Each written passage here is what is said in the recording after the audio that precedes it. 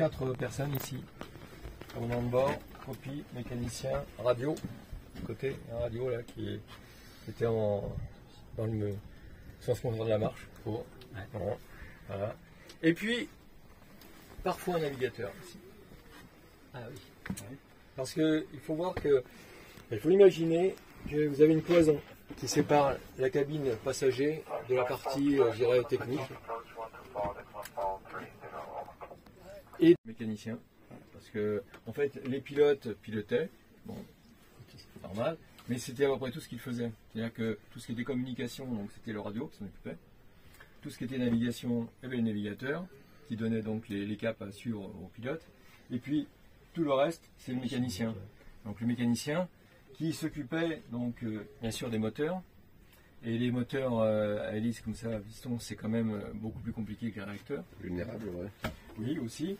Et puis, comme la plupart des mécaniciens navigants, il y avait donc à cette époque et qu'il y a eu quand même encore pendant quelques années, eh bien, ils s'occupaient de la climatisation, du chauffage, de la pressurisation, de l'électricité, de l'hydraulique, etc. D'accord. Donc c'était vraiment l'homme orchestre. D'ailleurs, il avait, par exemple, des manettes de gaz. Il les avait aussi en double. Donc, il avait des manettes de mélange. Parce que avec ces moteurs, vous êtes obligé de régler le mélange. Donc c'est réglé très fin, hein, bien sûr. Et puis, il surveillait également tout ce qui était allumage, puisque donc on a des moteurs. Chaque moteur, il y a 2 étoiles de 9 cylindres. D'accord. Donc 18 cylindres, 55 litres de cylindrée. Hein, comment on va faire. Et donc, lui gérait ce mélange dans la mesure où, bien sûr, avec l'altitude, vous êtes pilote. Ouais. Bon, donc, oxygène, pardon. Voilà, donc on est obligé de diminuer le. Voilà. Et donc, ce sont des réglages quand même très, très fins. Donc, lui s'occupait de son domaine, tranquille. Et les pilotes, eux, voilà, ils essayaient de maintenir l'altitude, la vitesse. Et draguer les hôtesses aussi. Parce que là, donc, il y a ce poste de repos d'équipage avec des banquettes. Donc, ça rejoint ce qu'on disait à l'instant. Il y avait quand même, c'est en soirée, bon lit. D'accord, oui. Alors, ici, donc, vous avez peut-être vu, il y a Elisabeth et Michel Bessa, peint sur la caravane, là. Et Michel Bessa, donc, était l'ancien président de l'association, qui était pilote de ligne, Air France, qui a pris sa retraite en 90, après avoir piloté des avions comme celui-ci, la Constellation, et il a terminé sa carrière donc, sur Boeing 747. D'ailleurs, la plus grosse partie de sa carrière, c'est faite sur le 747. Donc, et Elisabeth, c'était sa femme qui était hôtesse. Voilà. C'était assez classique. Hein. Photo. Je plaisante. Donc là, qu'est-ce qu'on voit dans ce poste de pilotage? Donc il y a la console centrale, donc on voit les manettes de puissance, bien sûr, 4 manettes de puissance, avec derrière 4 manettes rouges. C'est la reverse en fait. Hein, c'est changement de pas, puisque ce sont des hélices à pas variables. Hein, donc c'est tiré et on passait donc en reverse. On a les trims qui sont là très proéminents, hein, puisqu'on a le trim de profondeur, bon, le volant, le trim de direction, le trim d'aileron. Et puis on a une poignée là noire sur le côté là, c'est le pilote automatique. Donc c'est un peu particulier puisque c'est un pilote automatique vraiment simple, hein, qui maintient l'altitude et qui permet de maintenir un cap.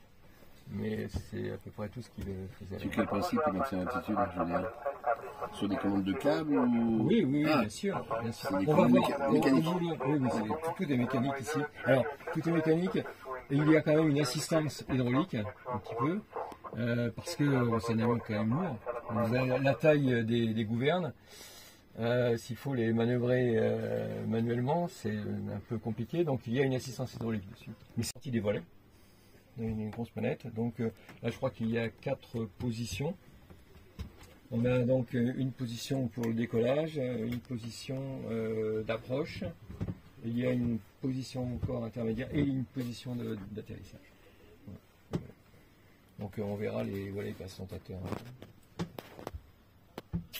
C'est en cas de feu moteur. Hein, donc, hop, couper tout. Et puis les deux manettes rouges, c'est le vite-vite. Donc c'est en cas de retour précipité sur le terrain, lorsque vous avez un poids supérieur au poids d'atterrissage, pour maximum d'atterrissage, donc vous videz le carburant. On verra d'ailleurs en sortant les endroits où le carburant coule.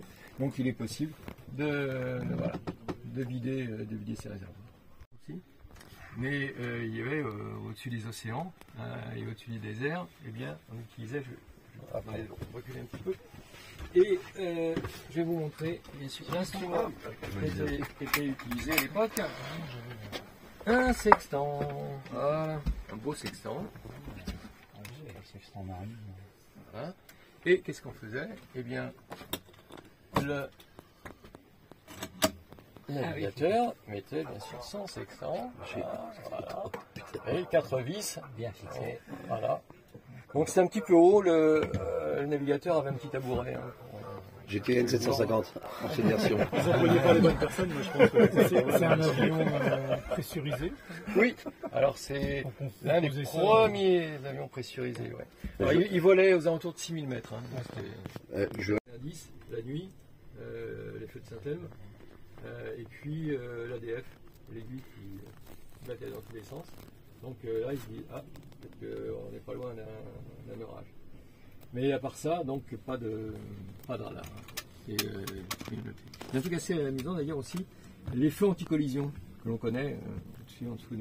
En fait, ils ont été installés sur cet avion en 56, alors qu'il a été construit en 53. En France, on a installé ces feux anti-collision. Ça veut dire que de 53 à 56, il n'y a pas de feux anti-collision. Et c'est un avion qui a été livré en 48 passagers.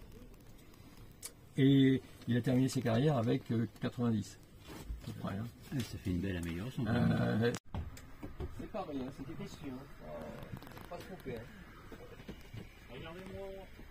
Donc là, vous avez un cylindre, un gros cylindre. Alors, il y en a quand même 18 comme ça, par moteur. Voilà, par moteur. Vous avez quand même les carburateurs là, pas mal, carburateurs, avec la mission là. Il y en a deux, il y en a un par étoile.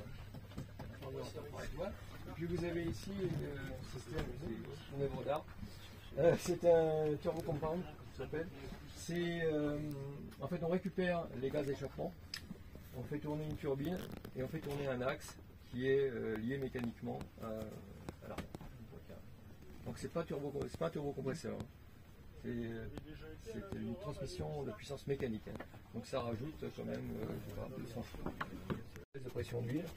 Comme vous avez des hélices à pas variables, la pale venait au petit pas et se mettait à tourner à toute vitesse. Et il y a certaines hélices qui se sont décrochées, donc cassées l'axe et qui sont venues se planter dans le fuselage. Ouais, donc la protection que l'on trouve au niveau de l'hélice pour la projection des morceaux de glace n'a pas suffi pour empêcher l'hélice. L'avion s'est posé quand même avec son DBC, enfin, non, il n'y a pas eu de. C'est bien terminé. Au niveau des toilettes. Pardon? Ça se situe pas au niveau des toilettes. À peu près, oui. À peu près. Tout à fait. sinon c'est la merde. Exactement. Donc légère pressurisation, comme vous voyez, on a remarqué, puisque vous voyez la taille des hublots, c'est quand même assez sympathique pour voir l'extérieur. Issu de secours, on remarque qu'on a des porte-bagages qui sont sans fermeture, hein, parce qu'en fait les gens ici mettaient un chapeau, voilà, une écharpe, un sac à main, etc. Les bagages étaient dans la soute. Il y a deux soutes, hein, enfin, une soute de part et d'autre, exactement.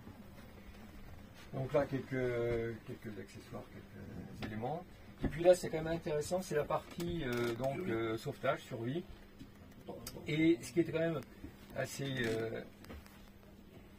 notable, regardez, c'est cet ensemble-là, lorsque vous amérissez.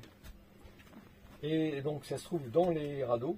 Il y avait au total, 5 radeaux de survie. Il y en a 2 dans les ailes, dans chaque aile, 2 dans chaque aile, et puis il y en avait un autre à l'arrière.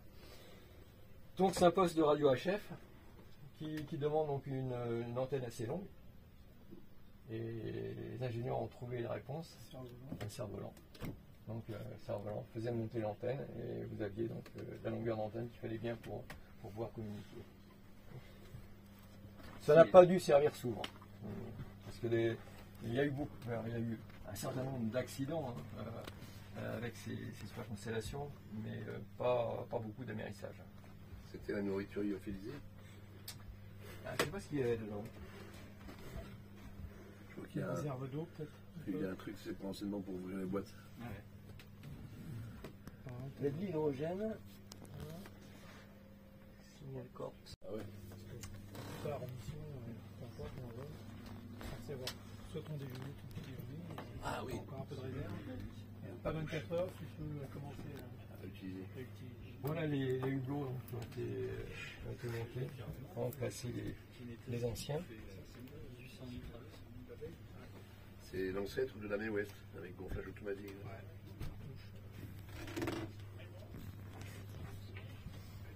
Une époque, hein. Oui, c'est une époque. Alors, ici, je ne sais pas si on aurait dû ou pas le faire, mais en tout cas, bon, c'est un monument historique, cet avion. Donc, normalement, on doit le laisser dans son état d'origine. Or là, clairement, il n'est pas dans son état d'origine, puisqu'en fait, il y avait tous les sièges qui étaient dans le même sens. Par contre, on a voulu un petit peu reproduire la configuration d'un avion qui était destiné à un service particulier, c'est le Parisien spécial. Le Parisien spécial, c'est une ligne qui faisait Paris-New York, ligne de luxe, puisqu'en fait il n'y avait que 32 passagers. C'est ça. Pardon. Et en fait il y en avait 8 à l'avant, 8 à l'arrière et 16 ici. Alors pourquoi aussi peu? Puisqu'en fait il y en avait 8 d'un côté, 8 de l'autre, et les 8 en fait c'était 4 lits de 2 personnes. Donc vous aviez en fait des lits ici. Donc bon, Emirates n'a rien inventé, hein. Il y avait déjà des services de luxe à cette époque. Donc on a une image ici, hein, une photo, où l'on voit d'ailleurs cette fresque ici, qui était d'origine, hein, mais d'origine d'un Parisien spécial. Donc en théorie, elle ne devrait pas être ici. Donc là, ça vient d'être, vous voyez, petite table, donc ça donne une petite idée de ce qu'on pouvait... Pourquoi vous dites qu'elle ne devrait pas être ici? Oui, parce que à mesure où c'est un monument historique, normalement on doit laisser dans son état d'origine. Or ça, c'est pas d'origine, puisque ça vient d'un autre avion. Champagne, etc. Alors on voit, on a un menu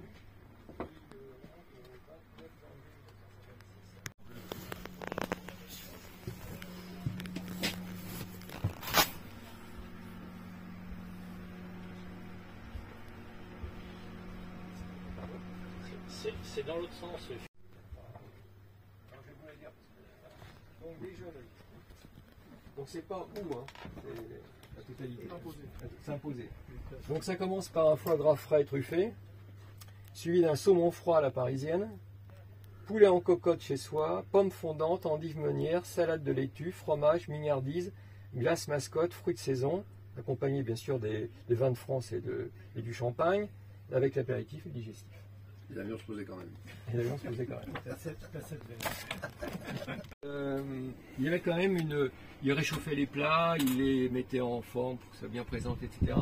Donc souvent d'ailleurs à cette époque, les stewards sortaient d'école hôtelière. Parce qu'il y avait quand même un travail de cuisine, on va dire, un petit peu. Et donc disposé par exemple ici, il y a quand même un espèce de réchaud électrique. Hein. Excusez-moi monsieur. Réchaud électrique. Vous avez ici, alors on ne les a plus.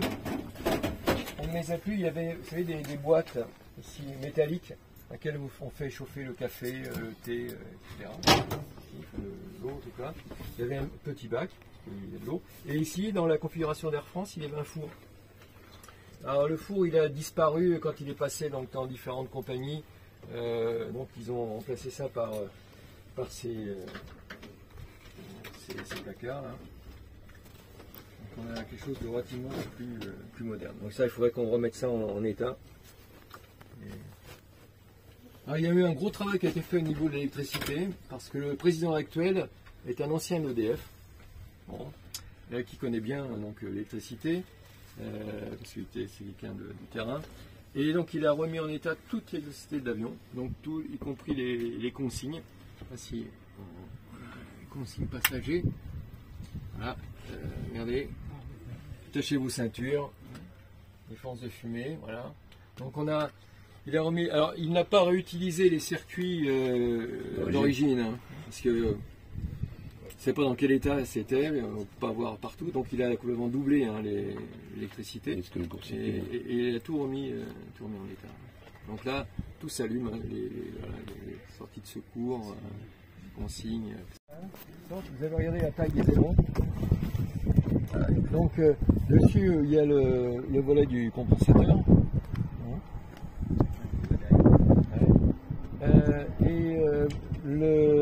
Je vous parlais du vite-vite, là, donc le carburant par là. Ici une autre évacuation de carburant. Et ça, c'est rien à voir. Ça, non, ça c'est.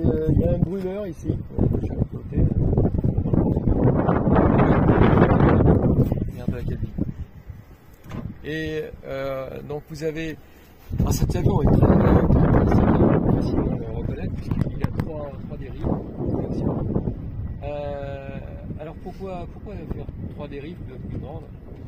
En fait, déjà, on a besoin d'une grande dérive parce que là vous avez 4 moteurs. Si vous avez le moteur extérieur, vous allez avoir tendance à embarquer. Donc vous avez besoin quand même d'avoir une dérive importante. Les ingénieurs ont choisi cette solution d'avoir 3 dérives plutôt qu'une grande. Parce que, a priori, dans les années 40, hein, les hangars étaient relativement bas. Donc, plutôt que d'avoir une grande dérive, ils ont préféré en faire 3 petites. Répartir la surface aérodynamique par rapport à la hauteur. Et puis, ce que l'on trouve là, les bandes noires, là, c'est pour le dégivrage.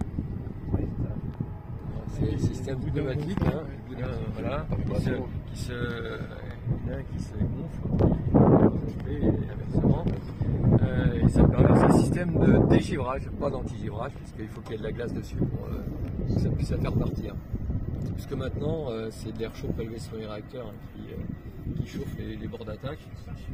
Et là, on a de l'antigivrage, puisque quand le pilote sait qu'il va rentrer dans des nuages et qu'il est à moins de température totale 10 degrés, il met à ce moment-là en marche l'antigivrage. Donc, piquage d'air chaud sur les compresseurs. Le petit salon. Et par rapport à la photo qui est là, il manque que le son au champagne.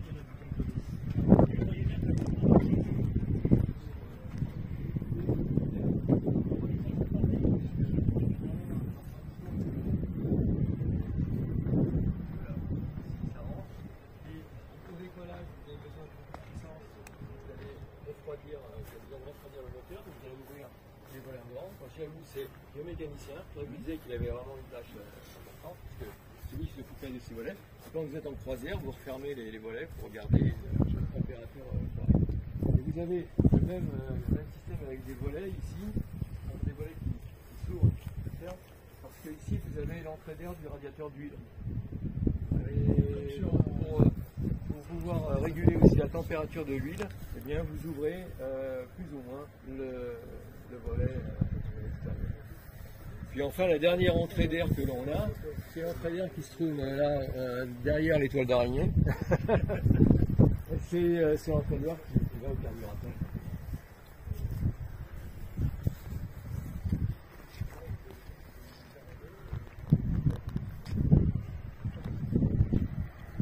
Puis on voit là les pales d'orientation variable, mais ça pas variable, donc on a ces pales qui tournent.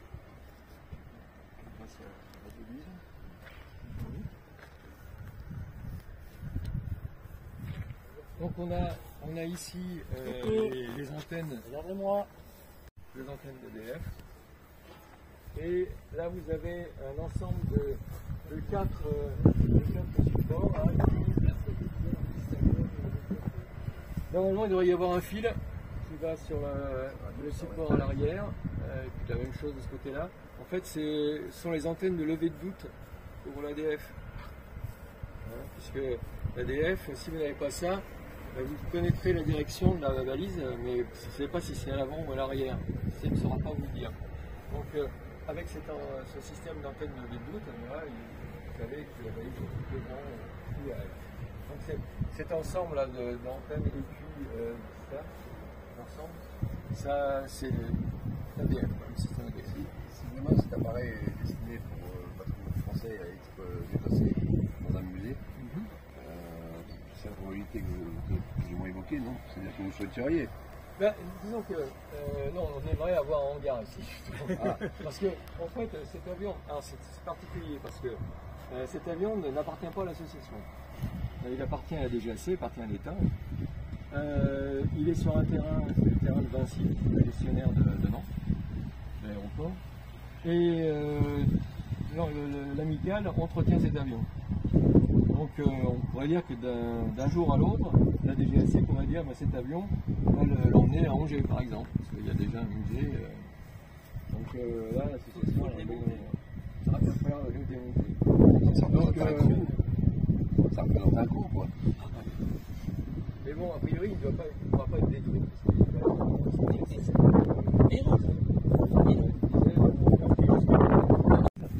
Ils amenaient le charbon.